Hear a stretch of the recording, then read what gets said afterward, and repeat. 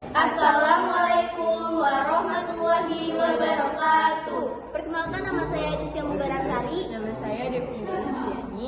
Nama saya Adinda Febrianti. Nama saya Alia Zafira Nafisa. Kami dari SMP Negeri 1 Ciasem kelas 9I akan mempresentasikan tentang kebijakan-kebijakan yang telah dilakukan oleh Abdurrahman Wahid. Adapun kebijakan Abdurrahman Wahid dalam bidang politik adalah sebagai berikut. Yang pertama, memisahkan TNI dengan Polri. Yang kedua, membubarkan Departemen Penerangan dan Departemen Sosial karena tidak bekerja dengan baik. Yang ketiga, mengganti nama Irian Jaya menjadi Papua. Yang keempat, mengakui Konghucu dan menjadikan Imlek sebagai hari nasional. Yang kelima, mencabut larangan terhadap PKI dan penyebaran Marxisme dan Leninisme. Yang keenam, penerapan otonomi daerah. Kebijakan Abdurrahman Wahid dalam bidang sosial budaya antara lain sebagai berikut. 1. Keputusan Presiden Kepres No. 6 Tahun 2000 tentang pencabutan Impres No. 14 Tahun 1967 tentang kepercayaan, agama, dan adat istiadat Cina. 2. Tahun Baru Imlek sebagai hari libur nasional.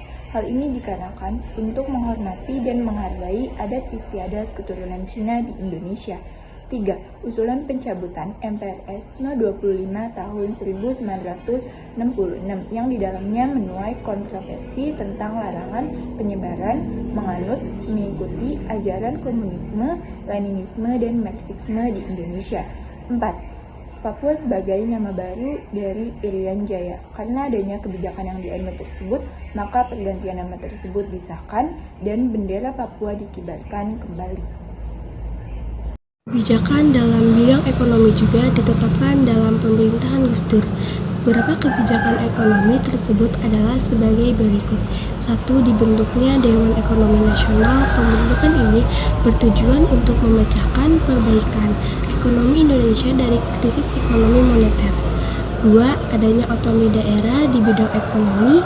Hal ini menyebabkan tiap-tiap daerah di Indonesia mempunyai hak untuk mengatur dan mengurus seluruh keperluan daerah di bidang ekonomi dengan mengacu pada peraturan daerah masing-masing. 3. Diberhentikannya beberapa pejabat dengan dugaan KKN. Hal ini dilakukan terhadap menteri-menteri dalam Kabinet Persatuan Nasional di mana sangat memengaruhi kebijakan di dalamnya. Kebijakan yang diterapkan oleh Presiden Abdurrahman Wahid adalah menuju desentralisasi pendidikan.